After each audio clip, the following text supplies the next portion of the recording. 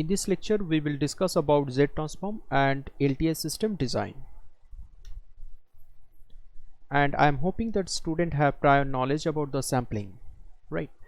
So let's begin with the mapping between Z and omega.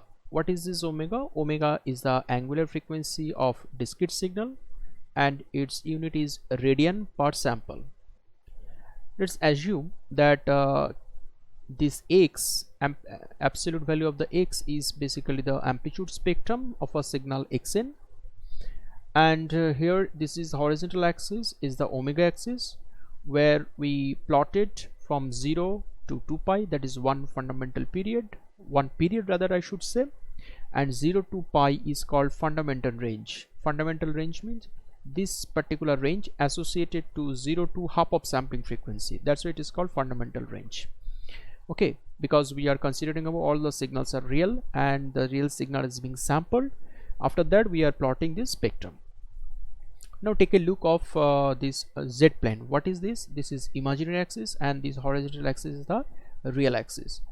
This particular arrow vector is a Z vector and the dotted line describing the unit circle in the Z plane.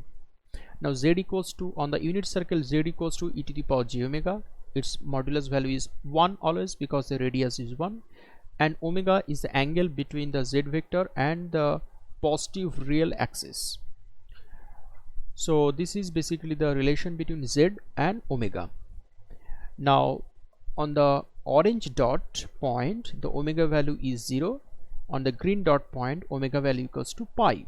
So as we are moving for the spectrum analysis of the signal from 0 to pi value of omega, that means we are moving on the Z domain, on the Z plane, on the unit circle from angle 0 to pi in this particular anti-clockwise direction.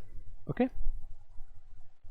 now the same picture is basically described with respect to the discrete signal linear frequency, that is cycles per sample, its unit, and its value is 0 to 1. This is basically the full period value, and 0 to 0.5 is the fundamental range.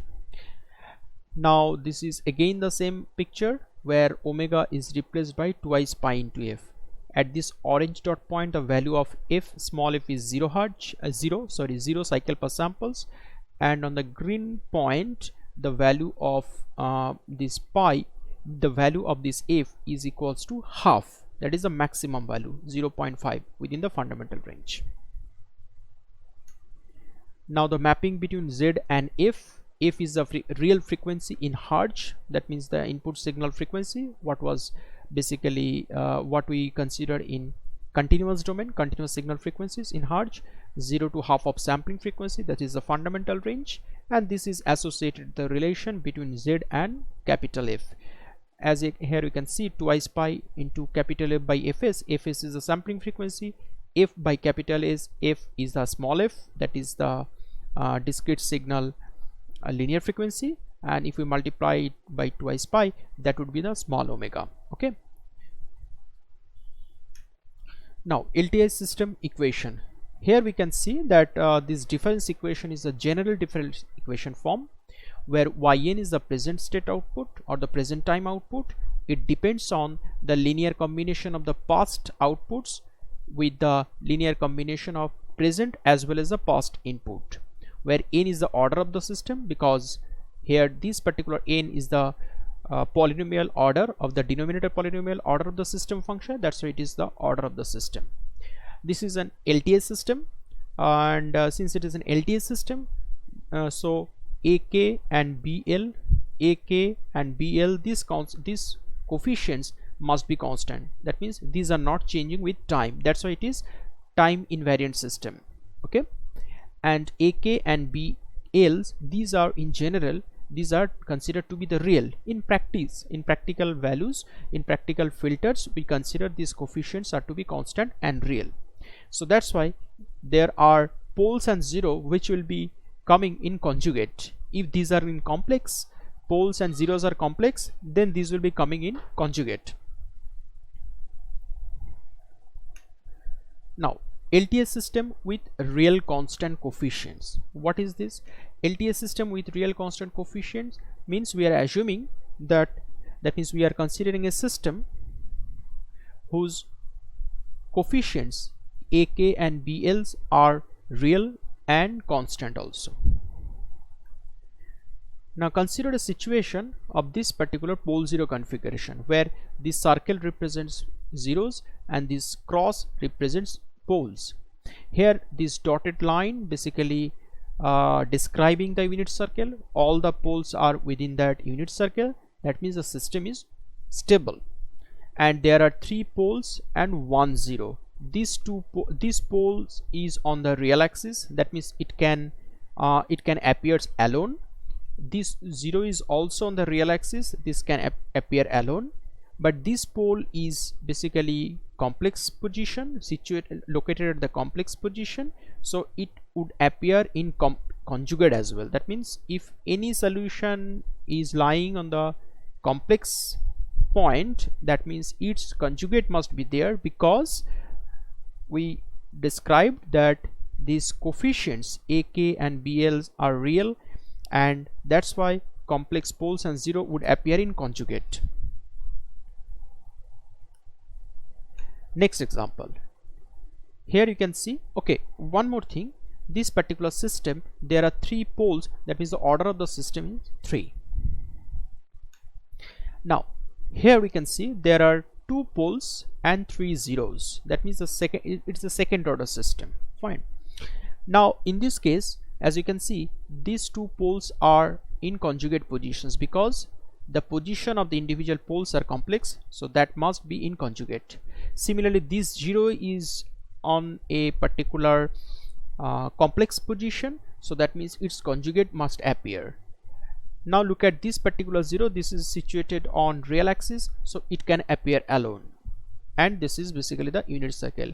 Again, the zeros can lies outside the unit circle, and as all the poles are lies within the unit circle, that means the system is stable.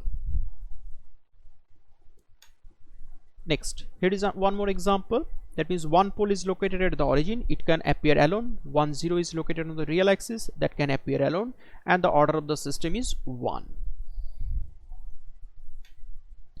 Again, there are 2 zeros on the real axis, though they can appear alone individually, and 1 pole located on the real axis, it can appear alone. The system order is 1.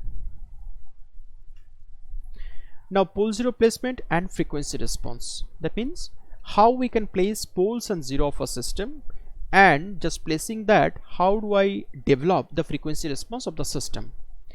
So let's start with that, a difference equation. Yn equals to minus k equals to 1 to capital N. N is the order of the system, AK and BLs, as already we discussed about. If we take the Z transformation both the sides, it would give me a system function h of z equals to ratio of 2 polynomials of z, right? So this is numerator polynomial and the this is denominator polynomial. Okay, now h of omega is the frequency response of the systems. How simply I can get this frequency response from its system function? Take the system function and put the values of z equals to e to the power j omega. That means compute the z transformation of a particular system impulse response on the unit circle, that is nothing but the system frequency response. Now to understand in graphical representation, let's consider h of omega equals to h of z, z equals to e to the power j omega. What is the meaning of z equals to e to the power j omega? That means you consider any values of z which basically lies on the unit circle, and this omega will define that on the unit circle which point you are considering the z value. Okay, now if we just try to focus on frequency response, that means we would like to draw the amplitude response of the amplitude value of this particular frequency response of the filter h of omega with respect to the omega frequency, right? Omega equals to radian per sample, the angular frequency of the discrete signal.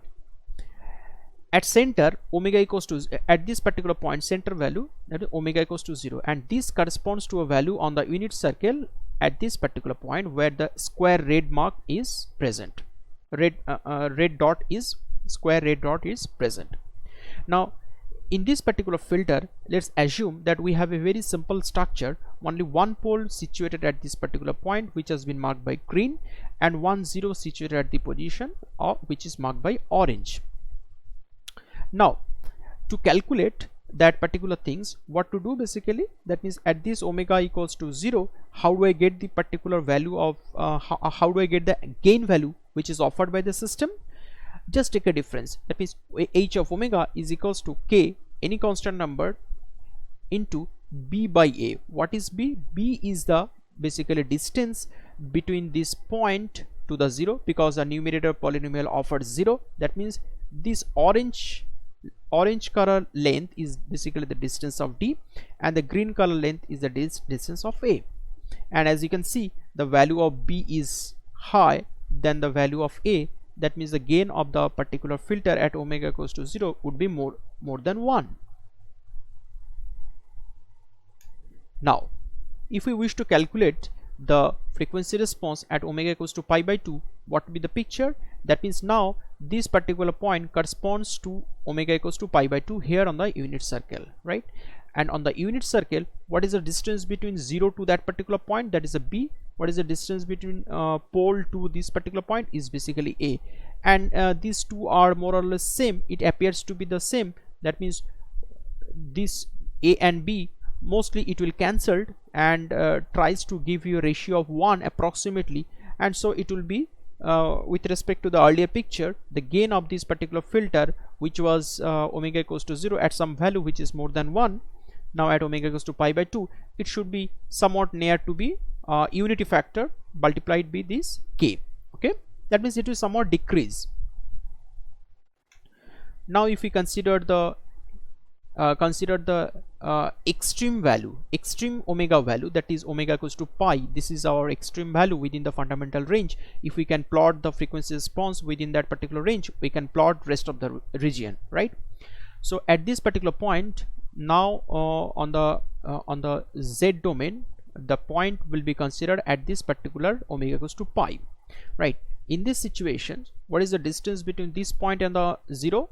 That will be the distance will appear at the numerator, and this distance between this point and the pole would appear in the denominator, and definitely this b is less than a, so this factor will be less than 1. That means, as you can see, for this particular pole 0 configuration, the filter would appear like that, high to low, as we are moving from 0 to omega. So this appears to be a low pass filter.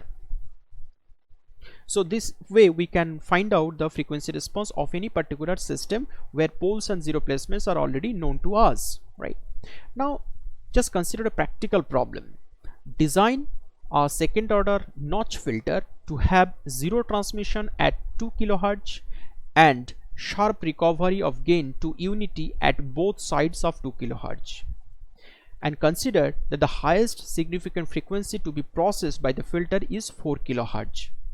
So this is one kind of band stop filter with a very narrow band, and this is called notch filter. And we will start this particular problem just by placing poles and zeros, and after that we will consider different free variables by which we can control the sharpness of the filter. So we will see this particular solution in the class.